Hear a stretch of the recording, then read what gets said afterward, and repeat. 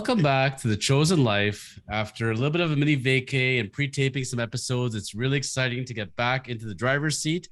And joining me today, speaking of driver's seats, is our good friend, Mr. George Hill, not of the Indiana Pacers, but of Erinwood Ford in Mississauga, Ontario. George, welcome back to the Chosen Life. Thank you, Jonathan. And welcome back from your vacation.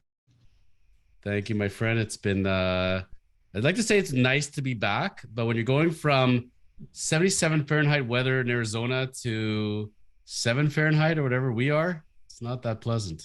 No, definitely not. Remember, I grew up in Barbados, so for me, winter is not my best friend.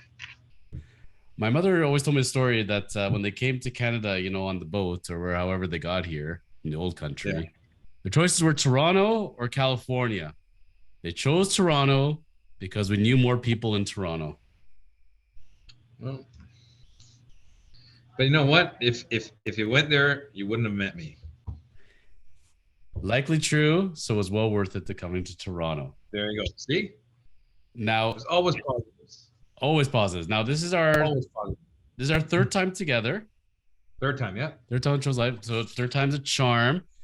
Checking in on your alter ego, Mr. George Hill, now of the Indiana Pacers. Yeah. So he's left the Milwaukee Bucks. He's on the Indiana Pacers. Still chugging along with his 5 points per game and 2 rebounds per game. So George Hill is still going along there. Still do not keep in touch with him?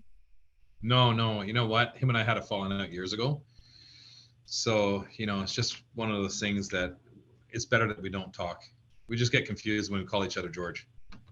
Do you ever wake up in the morning and you go check your mail in the mailbox and there's these checks in there from the Bucks to the Pacers and you see $15 million, $2 million payable to George Hill and you're ever You know what, man? It would be wonderful if that was to happen, and I would probably bank them. He might not miss them. I don't even know if he'd notice, to be honest. Speaking of millions as well, for those of you that are in dire need of spring merch, up on the millions.co website, so that millions with an S.co, and you type in either Jonathan, type in Chosen Lawyer, you will see the merch is back up and fresh and all ready to go. So if you want your own Chosen Lawyer, Chosen Life merch, get on there. We got t-shirts, sweats, hats, men and ladies sizes. What about underwear? We still got to branch out on those. We'll see how that goes. As a lawyer, I don't know how my partner would feel about Chosen Lawyer underwear, but it's a possibility for sure. It's something we could certainly think about. I mean, there's lots of legal briefs. And then from there, there's the dad jokes. All profits go to help animal rescue. So you get to look great, you get to flex, and you get to have animals and help. That's a winning combination in my book. Perfect. Now, George Hill, before we get into our topics today, because we're going to talk about cars. Today is all about cars, automotives. There's a lot of questions I got for you. Stuff that's been burning in my brain for years, and I need to get this settled out. But before we do it, just got to ask you a quick question. Sporting-wise, you've been catching it all, the World Baseball Classic? I have not. Oh, you've been missing. I think I've been working too much to catch it. And plus, when I get together with you, I normally find out about stuff like that. Tonight, as far as on today's taping, while we're taping this, George, one of the biggest baseball games of all time are going to be played. Japan somehow pulled it out in the semifinals over Team Mexico, and we got Japan and the USA in the finals. It's going to be unbelievable. I'm going to be glued to my television. This is going to be one of the best games ever. Nice. Well, you know what? Japan has always produced good baseball players. Well, if you ever see Shohei Ohtani, the Angels guy, being able to be both a pitcher and a hitter. He's the modern day Babe Ruth. He delivered in that game. Sources have told me that he's not going to be starting today's game, which I'm very upset about because I got a little bit of money on Japan. But, man, well executed fundamentals, but you put together a tournament like this in March. One of the things that somebody told me was from the inside, okay, great. So you're coming, teams are in spring training, right? Going along their merry way. And then some guys, they got to pull out and they got to go play for this tournament. Well, the Japanese players, for the most part, have been playing together since January. So they're playing as a team. They've been ready to go when everybody else is warming up. So I think the advantage has been shown. Plus, when you work together as a team, very different. You can get a bunch of superstars try to get them to play together. But when you get one cohesive unit, George, you notice how it's so much more productive? It's hard to beat. It's hard to beat. And I mean, I think that goes with everything in life too, right? Especially in the automotive sector, right? Yeah, yeah, yeah.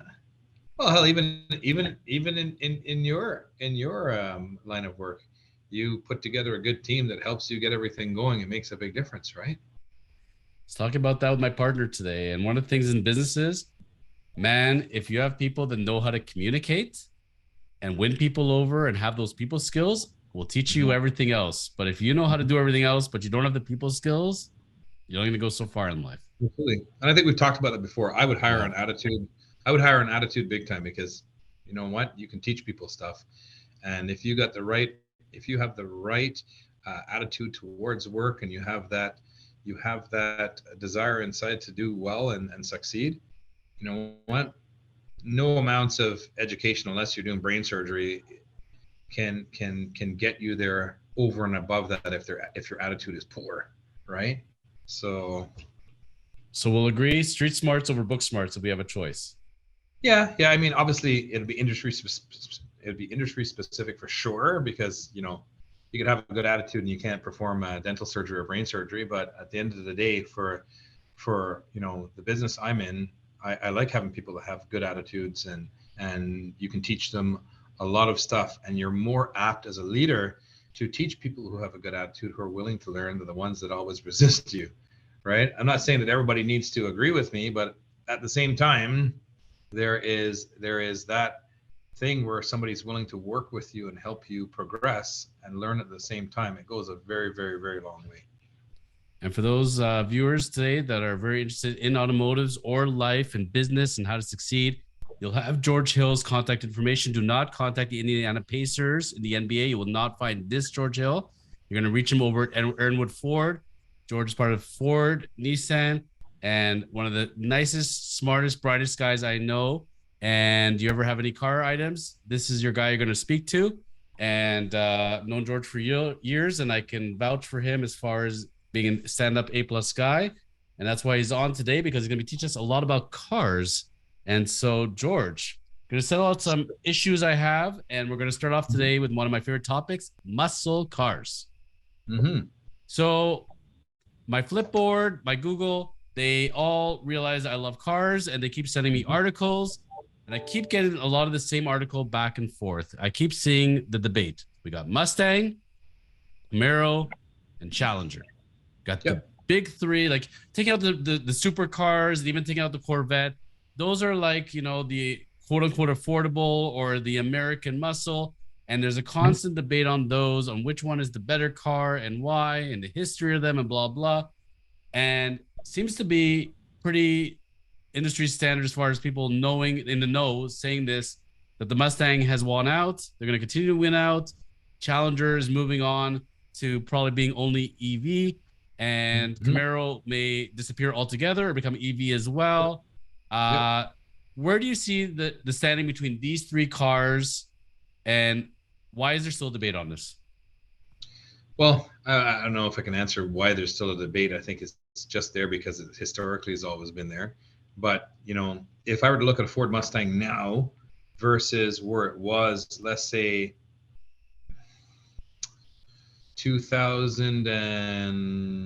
2014-ish, when it didn't have the independently sprung suspension and things like that, it's a totally different vehicle than it was back then, right?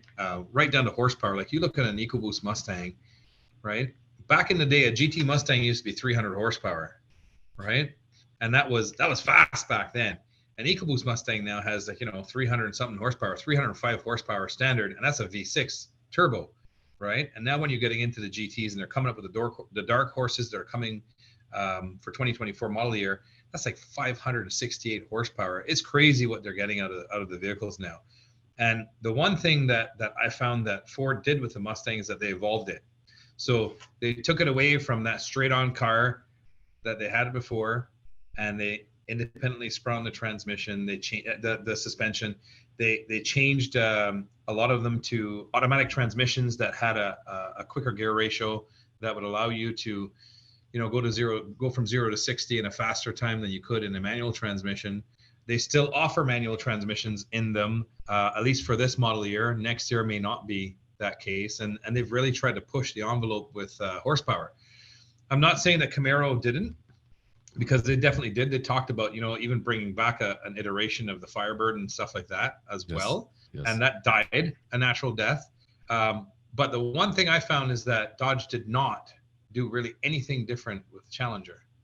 Now, I've driven all three of the cars, and I mean, maybe I'm biased.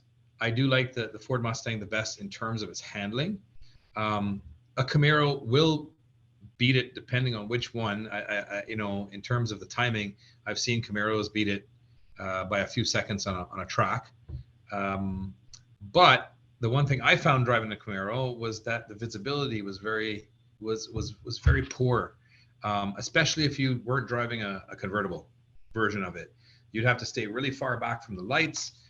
Did it drive well? Yeah, it drove great. Did it handle well? Yeah, it handled pretty well. Did it have a lot of horsepower? Yes, it did. But the overall drivability and the overall feeling when you're in it was not as comfortable as sitting in a Mustang, from being able to be visible and things like that. Because you want to be comfortable when you're driving. You might look cool, and then you feel like crap after you get out of the car, right? Challenger, raw power, no real handling ability behind it. It had a cult following, right? Still does, right? They even went as far as building things like scat packs, where it had a one driver seat only, and it was passenger seat delete and rear seat delete, because it was built for the track. But they did nothing more with it. Yeah, you threw a Hellcat in there. Hellcats were really quick. I drove in one. They were really, really quick, but I found that it didn't handle as well as the other two, right? So from driving it, I'd say that the Mustang is best. Maybe I am being biased, but they really did a good job engineering-wise in tweaking it all the time, where I felt the other manufacturers did not. And the sales are showing it. When you look at the numbers as far as overall sales, the public is agreeing with you, because the Mustang is obliterating the other two. Right. And when you look at what their plans are, so GM and Chrysler, what their plans are for taking their supercars, they're saying to them, well, let's call them a supercar, right? It's not a supercar, but it's a muscle car. Their plans are to say, great, let us turn it into an electric car, because that's the future. Ford already did that in a version of the Mach-E, which is a Mustang SUV. So a Mustang purist hates the fact that it's called a Mustang Mach-E, right? Because they're like, there's no way that this classic car should be named after Mustang. But I totally get it. They went after the market. They wanted to go after Tesla. They were using something iconic as a marketing ploy to get there. And I think it worked out great for them, because we sell lots of Mach-E's. They're very popular. They drive really well. I've been able to drive, that versus Tesla Model Y, and the fit and finish on the Mach-E, in my opinion, was superior. Right? And I'm surprised that other have not followed suit with them as far as copying them from that respect, because I'm surprised we're not seeing a Corvette SUV, a Camaro SUV, a Challenger SUV, maybe coming down the pipes, but I don't know if it's coming or it is, and then if it's going to replace the actual sports cars or not. But I'm sure everybody's thinking about it, certainly. And I can tell you, like, looking at the cars, my assessments, the Camaro, I was reading a funny interview about it with a leading car expert, and they said, sitting inside the Camaro these days, it feels like being inside of a World War II bunker as far as visibility goes. And when you're changing lanes and everything, you're just kind of hoping for the best. Like, because it really is, it's all blindside. It's all blind spots, essentially. Yeah. Great car, but it's the overall experience, like you said. The Challenger, my feeling is, you take out the Fast and Furious series, I don't think Challenger's selling anywhere close to that. Yeah. I could see that. It really did give it some legs. Like, when I see a Challenger pull up beside me in a parking lot, if the guy is not wearing like a white tank top, a smoke in his ear, a pack of cigarettes in his arm, and everything is blacked out and tinted, it looks weird to me. Like, it's one of those cars you just expect a certain kind of person to drive it. But they're going for the Fast and Furious crowd. Does well, but it is very boxy, like, for the look of it. And that's one of the things I liked about the look of the Mustang as far as the refinement goes. And that's what will be very interesting to see. Again, we talked about in the previous episode, in the next 5-10 years, of where we're going, electrical, non-electrical, and keeping these V8 cars going. And yeah, good luck to the Mustang in that regard. And on a similar tone, another one I wanted to bring up to you was the truck battles. And we got there's a lot of trucks out there, granted, but the big three as far as American goes, and American Canadian, you got the Ford F-150, you got the Ram, and you got the Silverado. That's the fair three comparison. Yep. Asking trucks aficionados, they're always telling me F-150 hands down. Why is that? Well, a couple of reasons. Number one, it's been around longer. 52 years of truck leadership for Ford and still going. Again, it comes down to, in my eyes, to the willingness of the engineers to push the boundaries and push the limits with things and come up with new ideas that other people haven't come up with. So I'll give you an example. Back in 2014, they came up with the tailgate step. It was something that was patented by Ford. They created the tailgate step, and it was something that people always had difficulty. If you were driving a pickup truck before and you got to get in and out of the tailgate, it was like in and out of the box. It was a pain, right?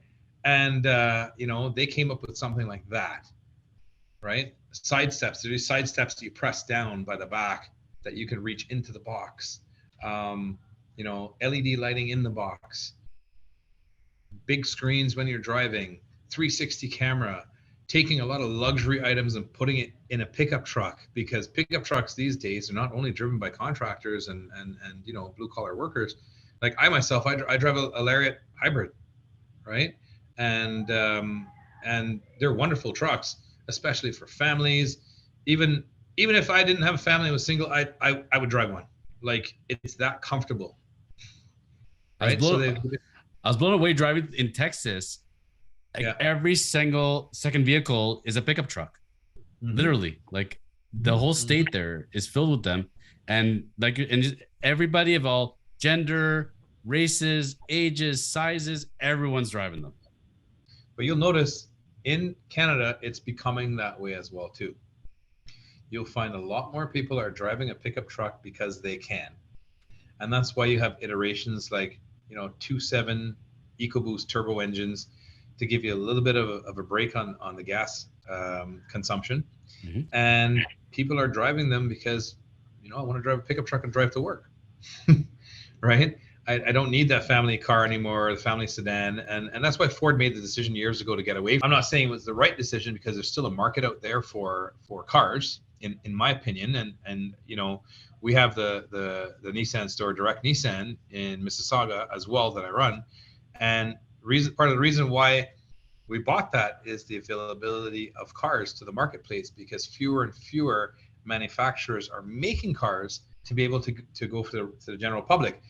The reality is that Nissan has affordable cars, so you can get into a lease on a Nissan Sentra for like about $350 plus taxes, where when you're starting off in something at Ford, you're looking at $550 plus taxes before you even look at an Escape SE, right? So there's an affordability factor there, and Ford has become a little bit more of a luxury brand, and Nissan is trying to make sure they're keeping the affordability there, but that's why the trucks are so popular, because Ford's built on that now. Their marketing has everything to do with it. See, I remember. And yes, I've driven all three. Yeah, I've driven all three types of trucks. I would definitely rank the F-150 first, and that's not being biased. That is literally driving several of them to know. And I would put the Chevy second and the Ram third. I was thoroughly impressed with a Denali that I drove. It was like a 1500 Denali. Vehicle drove beautifully. It felt luxurious. So GM has kind of done that a little bit too. I'm not saying that Dodge hasn't, but because of the chip shortage over the last few years and lack of parts availability, Chrysler decided to continue building the Classic. And what they did is they decontented vehicles. So for example, a Laramie, you get a Laramie, it normally comes with, a power passenger seat and heated seats. So they decontented them. They still built Laramies, but said, hey, we don't have a chip for this, so we're not going to put a heated seat in this, and we're not going to put the power seat here for you. So you got to be really careful in what you're buying. Ones that were built like 21, 22 may not be what was typically involved in a Laramie or their version of they have like I can't remember their top brand, but you know, they're all decontented, and you know, you're not always getting the value, so they don't feel as luxurious because they're missing a lot of the things that the other manufacturers have said, hey, we're not going to compromise on that, right? Because when I buy a car and I look up the model and the year, I automatically assume I'm getting X level of features with Correct. that car. Correct. So that's a very interesting thing to note there. My picture of a pickup truck or truck, you know, growing up was the two-door versions. You know, it was a big deal when they went to four-door, but when they were two-door, manual windows, bumpy rides, like it drove like a truck, it sounded like a truck. Now these days, you go see like an F-150 King Ranch. Are you joking me? That's like being inside of somebody's lounge, it feels like. Times have changed. And, you know, you talk about the luxury part of it. I was really blown away by the options that are there in pickup trucks now. But also, it feels like a much smoother ride. It's not like the bumpy, harsh rides they used to have in pickup trucks. Why is that? Well, I mean, Ford, for example, has gone to independently sprung as well in the trucks.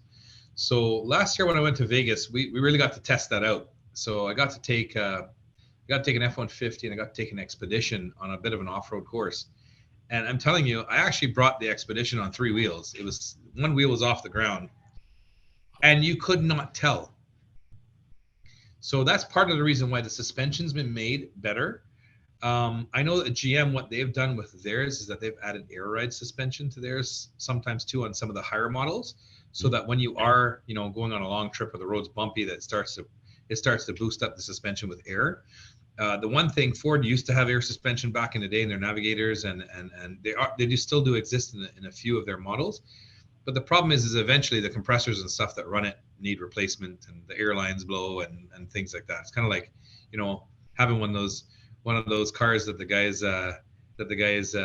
trick out and it goes up and down and bounces all around, right? It runs off the same kind of setup, right? But that's part of the reason why is the independently sprung suspension has really made the ride that much better. Few other things they've done in there: better quality tires. It's no longer like, you know, 15-inch, 16-inch tires that are sitting on pickup trucks anymore.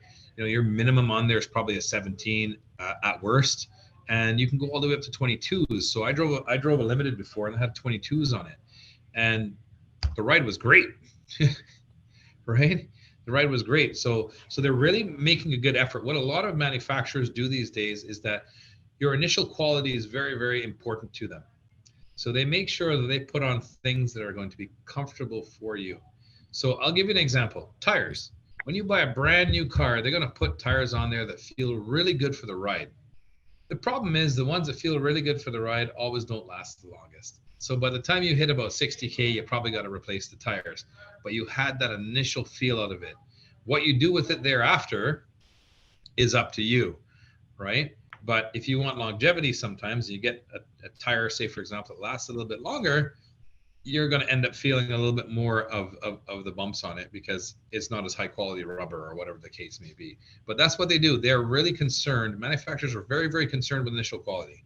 It's one of the things that JD Power looks at for them to make sure that, you know, as a vehicle, it's not coming back in for certain things. How was the ride? How was the feel? How was the vehicle harshness?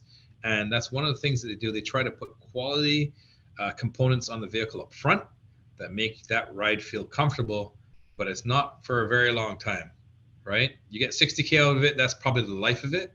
And, you know, I mean, I don't think it's unreasonable, but it gives them what they need to make sure that they're presenting a good product, right? So that means we now know how to look for muscle cars, pickup trucks.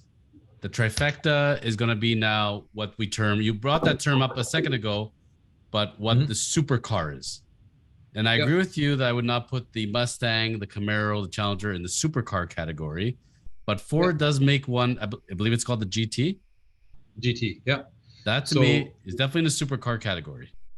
Oh, 100%. So I don't know if you know, big wrestling fan. So John Cena bought one of the first ones that Ford created, and he ended up getting sued by Ford because he went against their the contract. So basically, they wanted you to sign a contract that said that you were not going to flip the car out for at least 365 days. And he flipped it out, I don't know, 2 months later and made like 400 grand on it. And then it got sold again. So it got like sold 3-4 times, and it ran through like Barrett Jackson auctions and this and that. And it pulled huge money, right? So it was a very popular car. I believe the last year that they are making this version of it was for 2023. So Multimatic, who actually produces them, is out of Markham, Ontario. So the car is actually built and designed here. And Multimatic actually makes a lot of other supercar components. So they do some Evo and some Lotus stuff there as well too. So you notice some of the similarities in the design. I have never driven one. I have driven in one. A little hard to get in and out, and I'm not that old yet. But it's very nice. I can definitely see the allure to it. The craftsmanship is really good. The lines on it were really nice. I wouldn't say it had a whole bunch of technology like, the other Ford brand stuff. And part of the reason why is that in the supercar, you kind of, can't really fit it. Like you can't really put a 20-inch screen inside a Ford GT. So who knows what they're coming up with next? There are rumors that Multimatic was going to make a mid-engine Mustang, which would be a different iteration to the GT now. I don't know if they'd still name it GT, but they just came up with a Heritage Edition GT that another fellow dealer has in Hamilton. He has one of the gold and red and black striped ones. Beautiful vehicle. I believe it was his that was down at the auto show recently on display, and they did a really nice job on it. They did a really, really nice job on it, and I'm excited to see if they come up with something different, because the GT is always something where there's a period of time that they stop producing it, and then they bring it back again, right? And there's always major changes. So it'll be very interesting to see what they come up with. So we got these people right now sipping on their lattes, getting ready for their lobster dinners, and they're debating right now, George, which supercar is right for me. So for the discriminating crowd out there, and I mean the discriminating in a good way, not a bad way, obviously, but the ones that saying, I need the refined life and I need a supercar in my life, George Hill, if I'm going to consider what supercars I should get, or starting off my first supercar, what are some factors I should look for versus a regular car? I wish I could really tell you that, because we as Ford dealers don't have the opportunity to learn very much about the supercars because it's controlled by the manufacturer. So basically, if you wanted to buy a Ford GT when they launched the first year of them with a new redesign, you had to fill out a 23-page application to say, hey, I've owned GTs before, or I have these types of cars. This is what I do. Like, it was a whole interview process to be able to do it. And what happened when you were selected, you chose a dealership at which the delivery would take place. However, they would have the car brought, and a concierge would take it off white glove, similar to what they do with Bugattis, right? And the whole delivery would be done. And as a dealer, you basically get a fee for using your facility for it. And we had to invest in tools and stuff. So at Erinwood, we are one of the dealers that are certified to do the service on them. So we actually service a couple of the older ones here, still in really nice shape.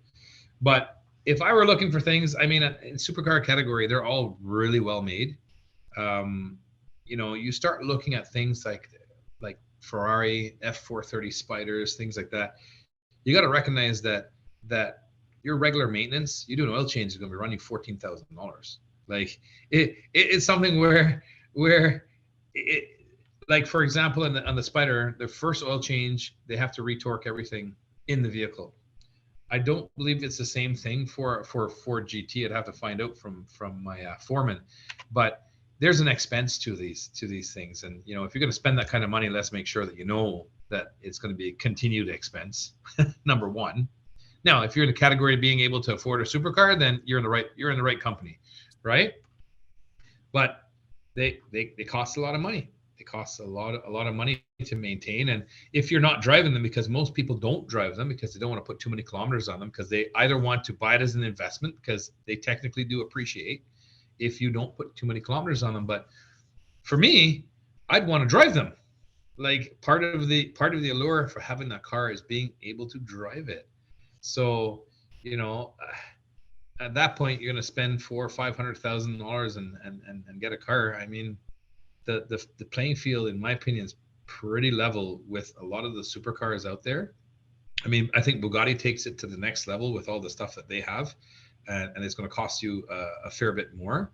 But when you're looking at, Ferraris, the GTs, a Lotus, things like that, you got a level playing field out there, because a lot of the parts and stuff and the manufacturers are all the same, right? I mean, obviously Ferrari and Lamborghini are a little bit different because they come from Italy, but keep in mind they're all handmade engines, and it's a little bit different engineering. It is older technology because they're utilizing their original iterations of their engines as well too, right? Maybe a little bit less electronics in them than the North American ones, but I don't think you can go wrong choosing any of them, because it's all going to be the same headaches.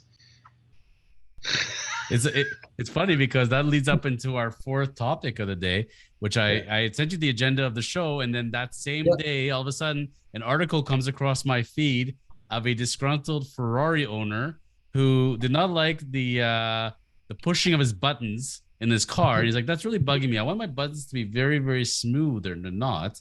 Anyways, he gets his bill, and what was that, $70,000 or so? 70,000, yep. And he's like, yeah, I'm gonna sell this car. I'm not doing this.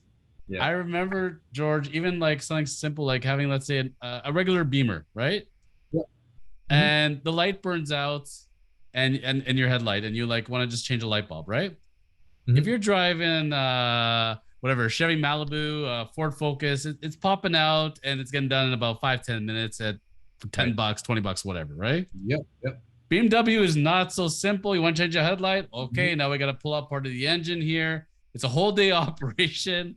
Good Lord, what are they thinking? And any friends that I know have supercars, it's like if one little part goes, it's not so simple because everything's connected. So now we got to change the whole thing, actually. You can't just buy this one little piece, and it goes on and on and on and on and on. So if you like taking your money and throwing it down the drain, that's how it can feel with a not so good supercar. I mean, kind of, right? Like, I mean, I think about it that it's similar to almost owning a boat, right? So you got a boat, and most people that own boats take pride in them. Like, I mean, I own a boat, and I take pride in my boat. And if something breaks, I want to fix it because it drives me absolutely crazy if something's broken, right? Yep. Most supercar people are people that collect cars or spend money on, high-powered cars, supercars, whatever the case is. They want to make sure everything is perfect. It's like almost anal retentive with the cars. So I met this one guy that wanted me to take a look at his F-430 Spider, beautiful car. I think it was a 2001, right? He was a second owner of it, and he was looking at liquidating it. And he had $110,000 in maintenance over the 9 years that he owned it. Sounds a lot, George. Yeah, it was great, but he was so anal with it. Like, the car was perfect. It better be, right? Yeah, the belts were changed way before they needed to be. I mean, he changed the tires a couple times because he didn't like the fact that they were sitting on it for a certain period of time, not being driven. It only had something like 28,000 kilometers on it total, and it was already so many years old. But it was a ton of money that he put into this vehicle, and he had a binder, and the binder, you can go through it chronologically to see the money he spent on it. Now, what he was going to get out of it for what he spent into it, he realized that he overspent because he was anal with everything, but he just wanted it to be perfect. The car was absolutely perfect. Imagine every time you go to drive your car, every kilometer is $4. Yeah, it's crazy. It's crazy, but he was so anal with it. He's like, I didn't like this, so I had it fixed. I didn't like this, I had it fixed. He's like, I couldn't stop myself because I needed it to be perfect. And then at that point, he was kind of like, okay, well, you know what? My kids have gone to college. I've had my fun with the car. I kind of like, I've had my time, and I just don't think I should own it anymore because it's getting hard to get in and out of and things like that. Beautiful car. But I couldn't give him what he was looking for, because obviously I give him wholesale. If I want to be, in the business, you got to make money. You got to give him wholesale and sell it for retail. That's how it works, right? So I think he eventually found a buyer for somebody through the FAF group, and he was able to turn it around. I still think he got like over $160,000 back when for it, right? So I mean, we had another one here recently that went for 200 and something thousand from one of our customers. So I have a couple good customers that actually are consummate car collectors, One of my good friends, Eros, he owns probably 60 or 70 cars. He's a big Corvette and Mustang guy. He loves funny enough, he loves smart cars. So he has one of each iteration of the smart car. Right. Right? Like it's like collecting Hot Wheels. Almost, right? And he just, I said to him, well, why a smart car? He's like, I just like the fact that, you know, their cockpit was with their driver's area was designed after a fighter jet cockpit, right? He just liked that whole concept, right? He's a big watch collector, pen collector. He owns like 4 Panteras, right? Like he just loves certain types of vehicles. Probably has about 8 different Corvettes over the various years when the body styles changed. He takes absolutely great care of them. Like I learned about the obsession from him going to see his cars, and every car had a battery tender on it to make sure that the battery didn't go flat. He always had, you know, he has his own hoists in his area that the mechanic can come and check things. He's just a wonderful guy, like such a down to earth dude. Really loves cars. He's a purist when it comes to vehicles, but he's not against going electric. Like he actually had a nice Fisker there when Fisker first brought out their full size sedan. So he has one of those. He has a 1987 BMW M3 number 2 for Canada. It was one of the first cars that he bought to start collecting. And funny enough, he has a 1984 Volkswagen Rabbit Cabriolet with the white wall tires. It's got all of 2,000 kilometers on it. It was given to him and his first wife as a wedding present, and he never drove it. He kept it and collected. Imagine that. Tell Euros that he's welcome. Consummate collector. Tell Euros he's welcome to come join us for dinner anytime he wants. Yeah. I'm sure he's got some stories. Now, a guy like Euros goes to speak to a mechanic. He will know what to say and what to look for, etc. But, you know, for the average person that goes out there and, you know, has their 1 or 2 cars between the family, they don't always know so well, George. And, you know, they're not in supercar categories. They're just mom and pop and trying to get by in life. And, you know, it's a really tough thing in the car industry because there are some great people and some not so great people, and people have a not great experience. And unfortunately, I think makes it not as easy for the people who do have a good experience. And that's one of the things, you know, I always say, and that you can correct me if I'm wrong, but, you know, word of mouth, people that know and can help direct you is a lot easier than, you know, doing random Google searches and just showing up as far as having your car cared for. Yeah.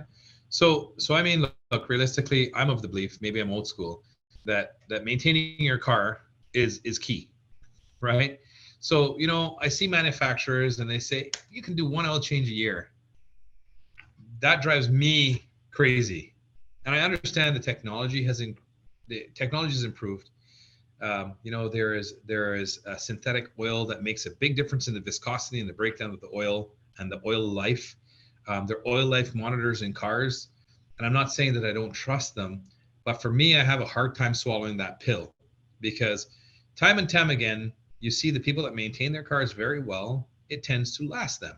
No different than you having a house and making sure that if there's a leak in the faucet, you fix it. If there's a leak in the roof, you fix it, so it prevents other things from happening. So let me preface everything by saying that, because I think it's really important to take good care of your vehicles. You just can't expect to say, great, I'm going to do a regular oil change. I'm going to do that all the time and expect that my car is going to last me, because there are other things that you need to do. Rotating tires, changing belts, checking various charging systems to make sure that they're going well, doing a full point inspection to make sure that certain things that are wearing down need to be replaced. So I'll give you a good example. Okay. Yes. Hondas. Everybody says Honda and Toyotas are so reliable, right? And that's been the history. And don't get me wrong, Japanese make a great car. We own a Japanese dealership. They make a great vehicle. But their claim to fame in terms of the way that the cars last longer is because they maintain them differently to domestic brands. And when I say that, I'll give you a perfect example. If your water pump ever goes in a Honda, automatically they change your they will change your They will change your, they use belts, right? So your drive belt on there gets replaced at the same time because they're all interconnected, right? So your timing belt gets replaced. I mean, some cars use chains now, but a lot of Hondas will still use belts. They replace the water pump and the belt at the same time, right? So they'll always say, well, my water pump never broke. No, because it was done as part of your timing belt replacement. They follow a different maintenance schedule to make sure that all those things they're preemptively replacing before you actually have to replace it. We're a domestic dealership, and I can speak from full experience because I run one of each. They have a different thing. They're like, well, let's get to it when it does break. So optically, perception is reality. The perception is, well, these domestic cars break down more. Well, no, it's because they don't always use the same kind of maintenance follow-up that the Japanese guys do to make sure that it preemptively stops those things from breaking down. Okay, so let's talk about what's good about mechanics. All right, number one, you have to find somebody that you trust. Okay, from a cost perspective, there is a misnomer out there where dealerships charge you more than a mom and pop shop. Okay, I have sent my guys out to do cost analysis and take their cars to do oil changes and this and that at other places, such as Mr. Lube and some of those other franchises out there, Canadian Tire and things like that. And one of the things that Canadian Tire and Mr. Lube and all those guys do really, really well is they upsell you very well, right? I can tell you of a customer of mine. She was driving an Escape back in the day, and they charged her at one of these independent locations for a front diff service. She brought me the bill and said, hey, I paid $90 for this. I said, well, your front diff is sealed. There's no requirement for a service unless it was leaking. Did you have any fluid leaking from the car? No. So for all intents and purposes, you'd have to open up the seal, let all of that out, put it back on, and then fill it back up with a diff fluid. So basically, they got money out of her for no reason, and they probably did nothing. But unfortunately, dealers get a bad rap, right? Because, yes, a dealer may have a slightly higher labor rate, but the smaller shops find a way to charge you more. I'll charge you for an engine shampoo, an undercarriage this, and undercarriage that. And they chip away at making more money from you when the dealer tells you, this is what's included, this is what you're going to get. This is what you're going to get, right? Historically, you'll find that people will buy their car, and the first 3 years while it's under warranty, they bring it back to the dealer because they don't want to have any problems with warranty. And you find that your loyalty drops off a little bit there. However, I have found for the people that continue to stay with the dealers, here's a couple things that happen.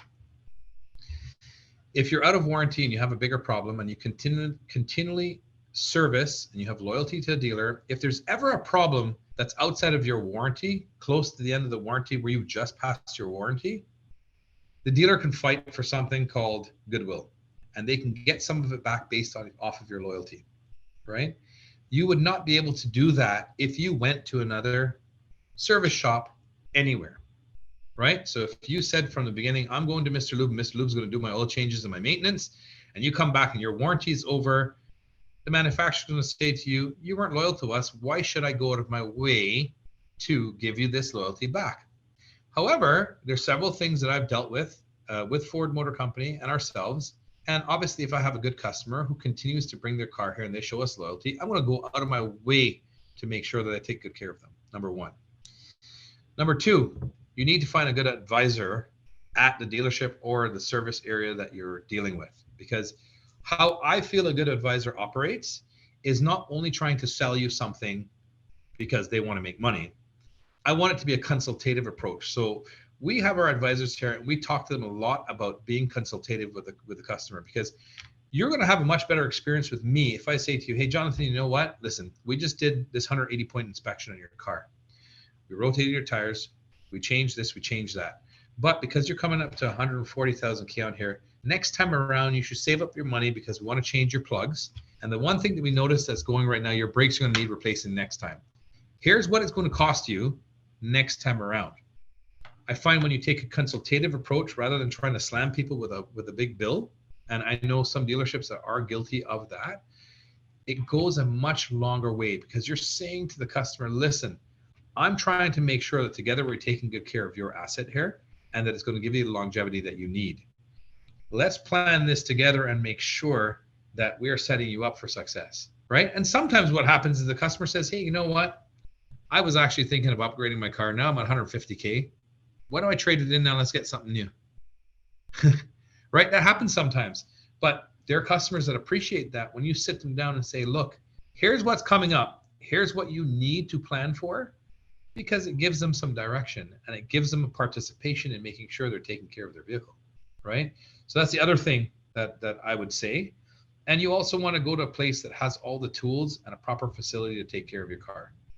When I say that, I mean, gone are the days where you can replace your brakes on your driveway, right? I remember as a kid, you see guys on their driveway replacing their brakes, right? They're out there bleeding the brakes, right? Go ahead and pump it, son, right? The son's in the car pumping it so it bleeds the brakes so they can get the brake fluid to come through, right? You can no longer do that. You can change the mechanical component of your brakes, but they will not work after you've put on your new brakes. Why is that? Because everything is controlled by a computer, right? And you need to recalibrate your brake sensors to make sure that they operate the way that the computer is designed for them to work. So unless you have that computer, there's no way you're changing your brakes, right? So this is one of the things you have to be very cautious of, because there are stores out there, not dealers, there are independent stores out there that do not have the proper computers or facilities to be able to take care of the technology that exists in the car today. A lot of things these days, you plug in the computer to the vehicle and you run it, it's called an IDS, and you take that IDS and it tells you what's wrong with the vehicle. And a lot of times it's a software download from the manufacturer that's going to fix your problem. So it makes it very counterintuitive to say, great, I'm going to save some money and I'm going to take it to Joe's Auto Shop. But Joe's Auto Shop is not equipped enough to take care of your vehicle for you. And of course, because you trust him, you feel, well, you know what, I've been dealing with Joe for all this time. Joe's not doing you any favors because he's working away on something and doesn't have the knowledge or the equipment to be able to fix it. So that's what you're running into these days. Most manufacturers have really spent a huge amount of time making sure that the cars are run off of computers. So much so, I'll give you an example of something, a Mach-E, right? Mm-hmm. Everybody thinks that electric cars are maintenance free. That's not true, right? They're going to be less maintenance than an internal combustion vehicle, but you still have to check your brakes on them. You still have to check your tire tread, because electric cars are well known for burning through tires because of the weight of the battery. And there are certain other things that you want to make sure that your charging system is running right. The air in the tires are correct. You still want to rotate your tires. You still want to lube certain joints that are in there to make sure that you're getting optimum performance. So there is a certain amount of maintenance, but people figure there's no maintenance. There is still maintenance. You should still be doing it every 16K on your electric cars. But to talk about the computer and the software and stuff like that, Ford does over-the-air updates similar to Tesla, where you leave your updates on and it'll fix a problem in the car over the air when you're hooked up through its modem, right? So anytime they want to download iterations of the software to fix quirks, let's call it, right? Because sometimes, let's face it, it's a computer you're driving, right? They're little quirks. Somebody's going to restart your car. It's a computer, right? They'll fix these iterations over the air. So technology's come a long way, and it's very hard to say, I don't know what the life of an independent shop is going to be. If things are going to continually go towards electric vehicles, I think it's going to be very, very hard for them to continue to stay in business, because they won't have the technology or the people that are trained to get you there. I mean, I don't think that ICE vehicles are going away. They're going to be here for a long, long time until you can charge up an electric vehicle as fast as you can gas up an ICE vehicle. I don't think it's going to be 100% take rate. And plus, the infrastructure in the world is not ready to handle that yet. Let's be completely honest. Because I was talking to my physiotherapist, right? And she drives a Tesla. And she said to me, oh, family day weekend, I went away with my family to Ottawa. Okay, so tell me, Jonathan, we drive from Mississauga to Ottawa. How long does it take you? It'll take you, what, 3 hours? Right. Depending where you are in Ottawa? 7.5 hours to get there with the stopping. So I understand being green. I understand being, environmentally conscious, but what's your time worth as well too? Right? You're tacking on an extra 3 hours to your trip. Let's call it 3.5 hours. The aggravation of having young kids in the car that are getting restless. The fact that you're shortening their family day weekend from jumping in the pool at the hotel. you know, there are a lot of things that you think of. You have to change your lifestyle if you're going to get into an electric vehicle. I always tell people that it's a lifestyle change. You have to be willing to accept those changes. If you live in a condo, you have to be able to make sure that the condo can support having an electrical charger there. When you're at home, you got to install at least a level 2 charger, because there's no way you want to charge it off your 110, because it'll take you 14 days to charge it from empty to full. And I'm not lying when I say that, right? You want to get a level 2 charger that's going to juice it up in about 6 or 7 hours overnight while you sleep. And then you got to say, great, it'll cost you less on your electrical bill than it will in terms of gas. But when you look at tires and things like that, is it going to be more expensive? When you got to look at the fact, I'm on a lot of forums for electric vehicles because I like to know where the future is going. Mm-hmm. And you're seeing now Tesla owners who are out of warranty. And I was reading one, and I don't know if it's true or not. I always preface by saying that, but I read it where the guy was indicating that it was a flaw in Tesla's design, whereby the air conditioner was leaking on top of the battery. So, I mean, you can Google that and see what I was reading. The guy got a $28,000 bill because he was out of warranty. You had to replace the battery, and it was a flaw. And it was leaking on top of the battery, so it caused the battery to corrode, right? But Tesla at that point, rightfully so, well, you know what? It lasted based on the warranty period. So we're in the clear. And I get it, because, you know, warranty is there where you figure that these components are going to last for a reasonable period of time. And that's why manufacturers put warranties on things, because they know sometimes things break and it's man-made. So, you know, they give you a reasonable period of time for things to work. And outside that, it's on you. But when you got to think about replacing a battery that's going to run you 20K, when I look at the Ford Lightning, if I were to buy a full replacement battery pack, okay, it'll probably be around $40,000 for the battery. Now, that's current pricing today. Chances are when you go solid state and stuff like that, it's going to become a lot more inexpensive. But right now there's 6 chambers in the F-150, because I was lucky enough to see the whole battery outlay. And the nice thing about it is that you can replace individual ones if there's a problem with it. But if you had to replace all of them, it's almost as much as half the value of the truck, right? So these are all considerations that I think of being in the business, because it's wonderful to be able to drive an electric car, but there are a lot of other things that you got to take into consideration. How long they're going to last for the future. What happens when you're outside of warranty? What's your maintenance that you do need to take care of? Because for sure you're eating through tires, right? You probably got to change your tires maybe once every 18 months. And I've seen that because the battery's so heavy, it puts a lot of pressure on the car. It makes it handle great in the snow, right? They drive pretty good. But when you got a really cold day and it's minus 30 outside, your battery life goes downhill very, very fast, right? So, you know, they talk about changing your lifestyle. You got to precondition the car before you get into it on a cold day to make sure you're maximizing your battery. They tell you turn off your HVAC system in the car on those cold days and use your heated steering wheel and the heated seat. That is recommended from the manufacturer, be it Tesla, Ford, and whoever else. It's written in the manual. So I'm not making this stuff up. It's written in there as a way that you conserve your battery on those cold days. So as a person, you have to sacrifice to get into an electric car. It's not always a reality. There's an allure to it, right? It's almost like crypto, right? Everybody wanted to invest in crypto, and you know, it's getting a little bit shunned now because the value has gone down so much, right? It's not as appealing as it used to be before. And sometimes you will find some people that are not 100% happy because it does change your lifestyle. So you have to be willing to accept that lifestyle. There's so many people I know that want to go to that lifestyle, and they're saying it's going to be so great because it's going to cost me nothing. I'm spending so much money in gas every single month, every single week. This is going to be zero maintenance. It's going to be the easiest thing in the world. I just take the car and go. I can just plug it at will wherever it's available. Life will be so simple. I was reading an article on that as well. The two things was the battery charge, like you said, as far as like replacing the battery. Wow, if you have to do that. And just generally the cost of battery charging. So depending on what state, if you're in the United States or what province you are in Canada, and the cost of your hydro, you may be surprised of the cost of electricity to charge your electric vehicle versus the cost of gas. In some places, it's not that far off, surprisingly. Correct. Yeah. You know, it's funny because, I mean, Ford, what they're going to be doing is that dealers had to decide on becoming certified EV dealers.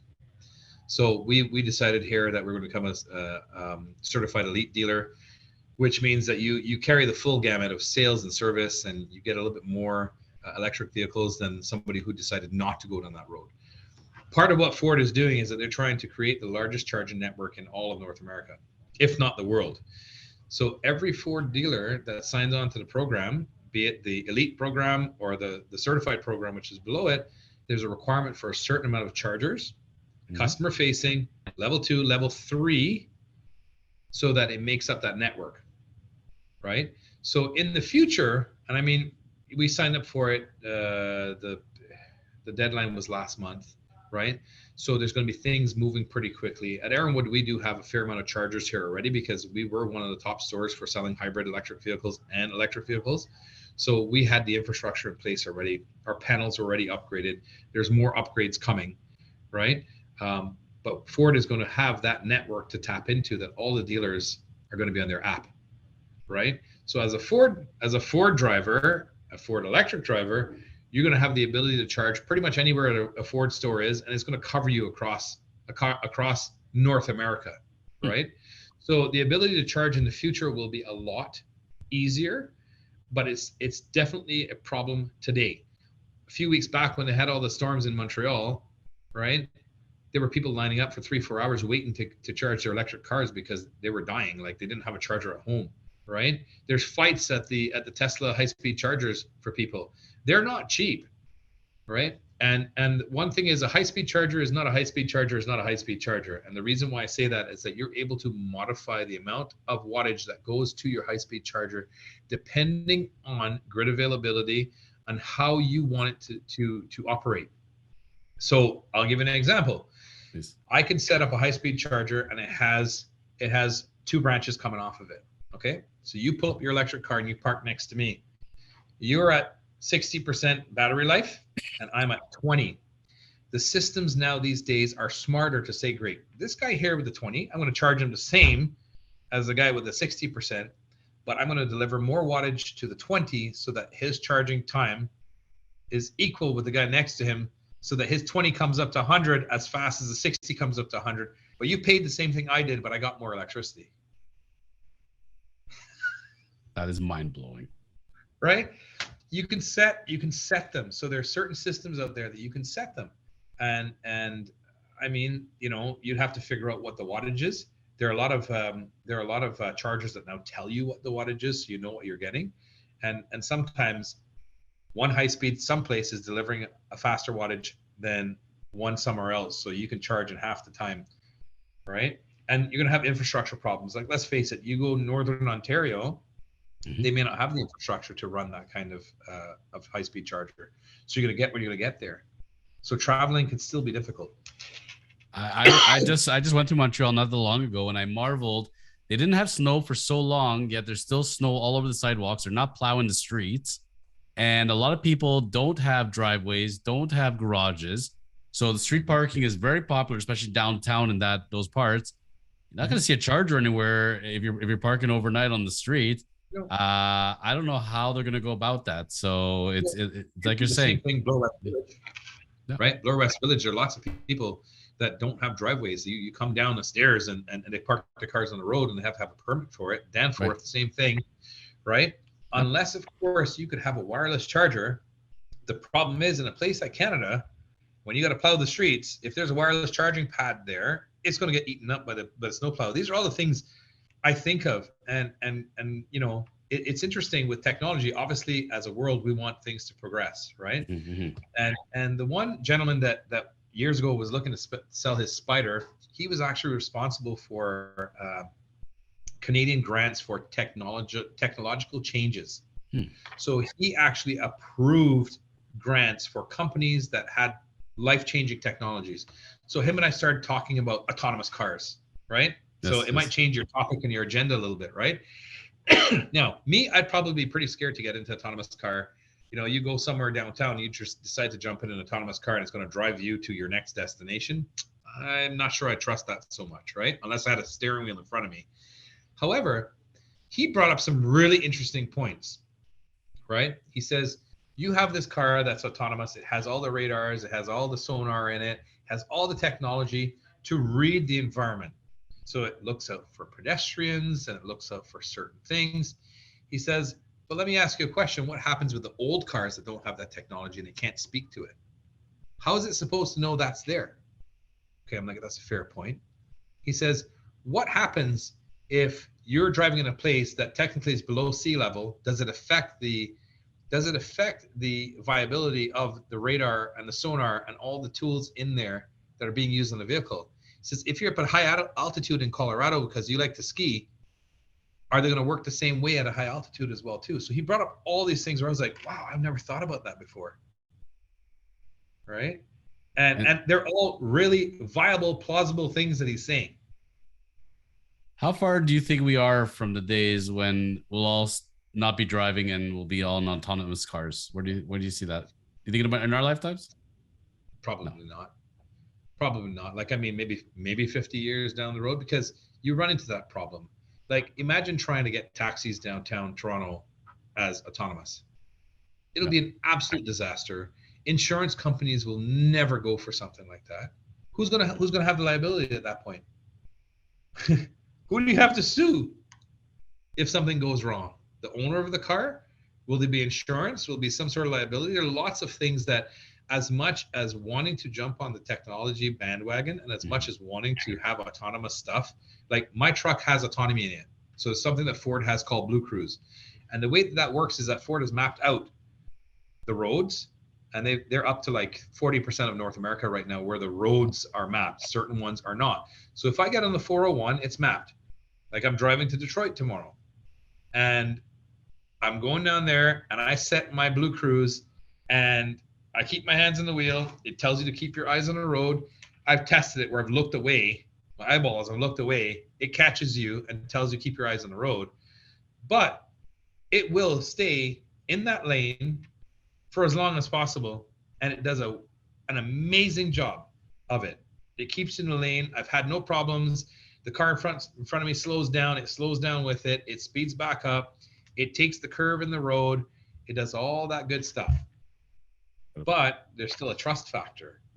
I'm still not going to feel very, very comfortable leaving it on all the time. I always want to maintain to make sure that I'm keeping an eye on it, because who knows if something goes wrong with the computer. Computers crash. We talked about that already, right? Yes. So yes, there's autonomy, but I think it stops at a certain level for today's marketplace. And in the future, I just think there's so many, if not red tape, that you'd have to get through from a governmental perspective and things like that are going to completely quash it for the next, I don't know, so many decades. It's not something that I see that governmental bodies and things like that and insurance companies and risk evaluators are going to sit down and say, hey, this is a good idea. I can't really see it unless they're getting paid off. I can't see it. It just, 1 and 1 has to equal 2. It just doesn't equal 2 right now. Well, I mean, you at least have the cars that are self-parking and all that jazz, which I don't know how much people are using that or not. But the features are there. And so when you bring up this point, and I want to sum up everything today in one nice package, because we talked about various types of cars, whether it's a muscle car, a supercar, trucks, EVs, autonomous cars. And now somebody looking to shop for them, we're going into the spring, summer season. The one thing that's always baffled me is, when do these models launch? So we're in the year 2023 right now, and some places will have the 2024s out or almost out. Some are just launching their 2023s. How do we know this whole thing about this model year, and then when it actually got launched, and is it really a 2023, a 2024, 2025? So how does one go about looking for that and deciding what year of car they're going to buy? So historically, it used to be, manufacturers would make the model year just the year before, and the October previous to the next year, they clear it out and they start the new model year and you order all your cars in, right? Mm-hmm. It doesn't work that way anymore. They do it arbitrarily. Maybe they have it planned, but in my eyes, it's arbitrary, because, for example, the 2024 model year Mustang order bank is opening up shortly. If the order bank, but if the order bank opens up shortly, and this is now the early spring of 2023, when am I taking delivery of the car? Probably August-ish, July, August-ish, maybe a little bit before that, depending on what they're doing.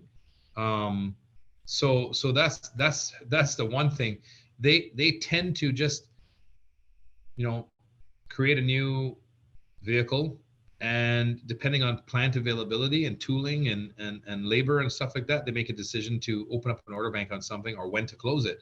Because sometimes, I remember about 3 years ago, the Mustang window to order Mustangs for that model year was only something like 3 months, because they were refreshing the model, and they wanted to just do a really quick order. You're going to get this amount of it, and we're going to retool the plant, because it takes a little bit of time to do that, to start a new model year. So it all depends on that. A lot of the manufacturers, Ford especially, they always try to strive to give you a new, refreshed, complete model every 5 years, and a modification on that refresh every 2.5. So you'll notice that, 2020, for example, they came out with the Ford Escape, right? The Ford Escape got a little bit of a redesign, 2022, where they made a couple changes and they added this package and added that package, and you're gonna get a 2024. They're creating a new Escape again, a little bit different looking.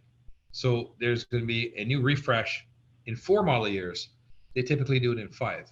So they're trying to keep the product fresh. Nissan does the same thing. They just refreshed the Sentra, which came out in 2022, 2021, the refresh. And in 2024 model year, which you can order coming up soon, they've changed a few of the things, the way it looks. They've added certain new features on it that distinguishes it from the earlier model, so that they keep things fresh, right?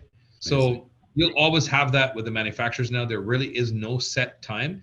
It used to be, I know I can do this clear out at this time. It's no longer that way. And when I was a sales manager here, and I was desking deals for guys, customers would say, we'll wait till employee pricing, we'll wait till this because the programs are better. It really doesn't work that way anymore. The way that works for the manufacturer, they have something called contests and incentives, CNI for short, and there's a pool of money that they use to attract buyers. So some months they'll run a 0%, which is not happening now because of interest rates, but they used to run a 0%.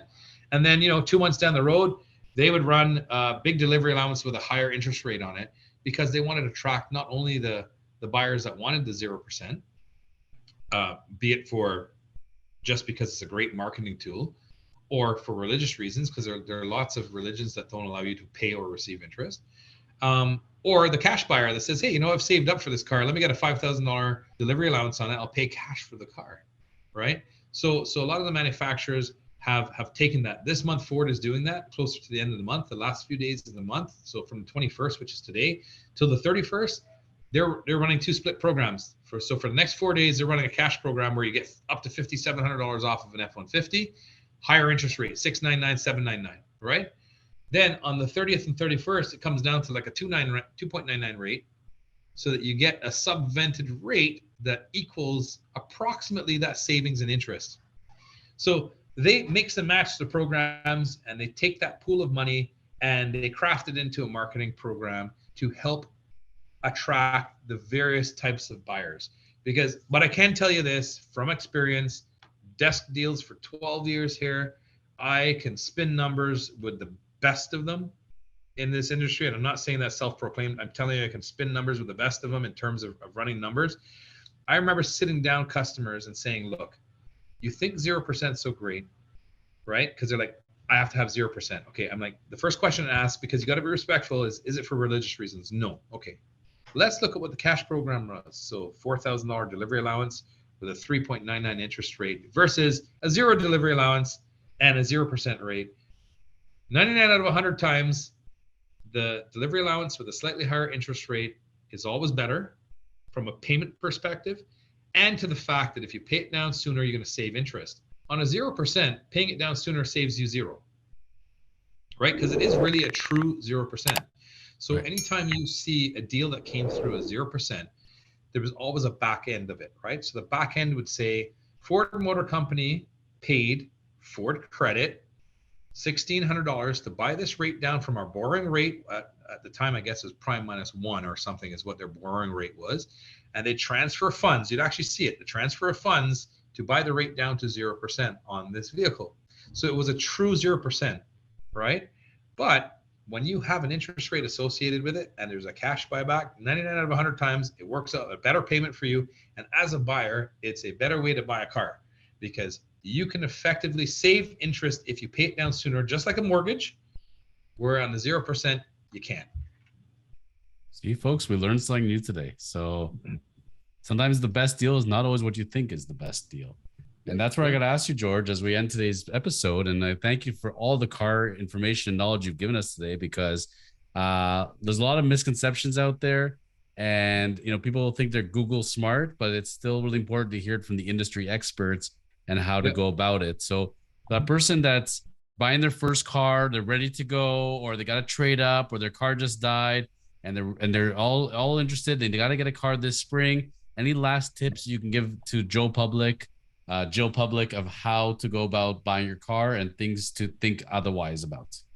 Sure. So, I mean, look, first of all, do your research. Everybody Googles everything, right? Let's face it. So a lot of the car buyers that come into the dealerships are, in my opinion, more well-versed than some of the sales reps that sell the cars, because they look at every single iteration and they're zoned in on that vehicle, right? So do a little bit of your research. Take a look at the organization you're buying the car from to make sure they've been in business for a long time, right? Take a look at their reviews. Now, we all know that sometimes you get bad reviews in there because you can't keep everybody happy. But if you look at the majority of them and they're great reviews, you know you're going to deal with a good place, right? Transparency in my eyes is very key. So as a dealer, we try to always put our pricing online. We try to have resources where there are things that you can go on there and figure out your payments and different things like that. I think transparency is key. If you look at our used cars, for example, we have window stickers on there that you can see what you are buying as a used car, for example. The one thing that irks me as a dealer is the fact that you see dealers on there, they have a vehicle, there's nice pictures on it, and it says call for price, right? Because, you know, it's like you see those Facebook ads where somebody's selling a couch. The couch looks great. It says free on there, right?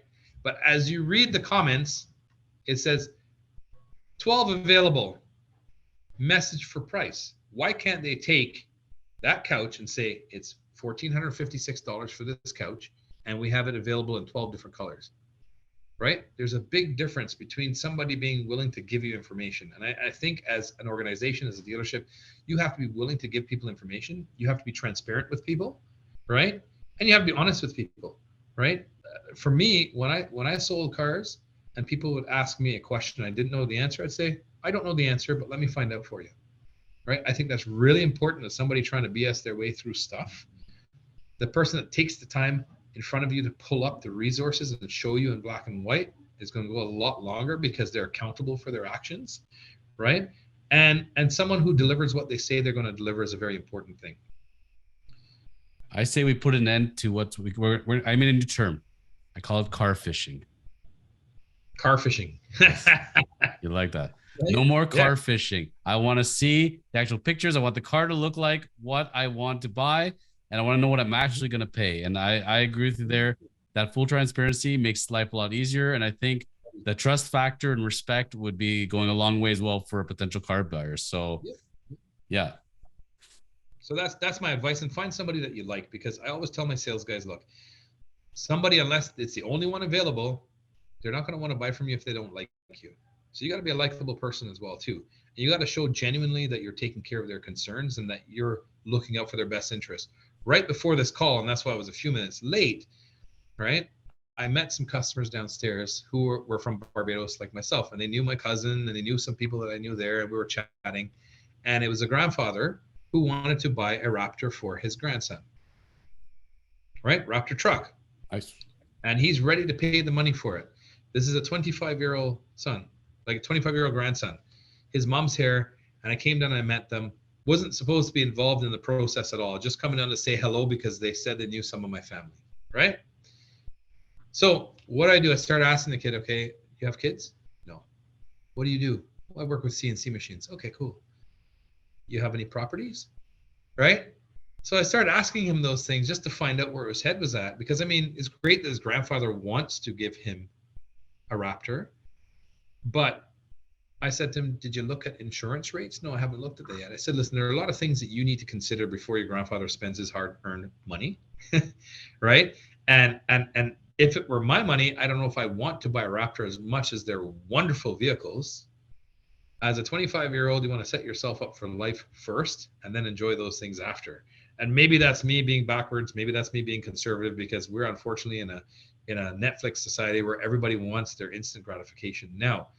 But what I feel morally right, turning around to this 25-year-old kid, when I know I have kids of my own, saying, "No, buddy, go ahead and buy the Raptor." No, I want you to make an informed decision. If what you decide is that I can afford the Raptor, I've looked into the insurance, it's the vehicle for me, I can continue to afford it, my grandfather's helping me, but I know that I have a responsibility when I own this vehicle, I'd be happy to sell it to you then after those things are satisfied. But as a parent, as somebody who's running a business and wants to be in a position whereby he'll come back and buy a second, third, and fourth car from me, and his kids will end up buying like we have customers here, I want to make sure that he's making the right decision. Because if I put him in a situation whereby he can't afford it, he'll never want to buy from me again. So George, that's the one. There's a couple of things that I look at as well too. George Hill, you're a good man, and I let the viewers know when you hit that notification bell and the subscribe button and you put in your comments, please send your questions for Mr. George Hill of Erinwood Ford. And whether it's cars, life, business, George, you do it all, and you imparted your wisdom today. So thank you very much. Those were really, really great tips, and very excited for the upcoming season in the spring of 2023 to see more cars getting launched, and what the future holds for the Ford GT, electrical cars, autonomous cars. We're going to see it all, brother. So as we sign off today's episode, anything else you'd like to add on to your viewers there as far as questions they could send in for you? No, if they have any questions, obviously they can reach out to me, be it Ford or Nissan related. So Erinwood Ford or Direct Nissan. I'm always happy to help. Very good. And as we sign off, you're going to embarrass me because your pipes are a lot bigger, but we put in the arms. Oh, man, they're getting small, dude. Look at them. I got to start working out again with you. And we say, keep living the chosen life. Keep living the chosen life, brother. Thanks, George.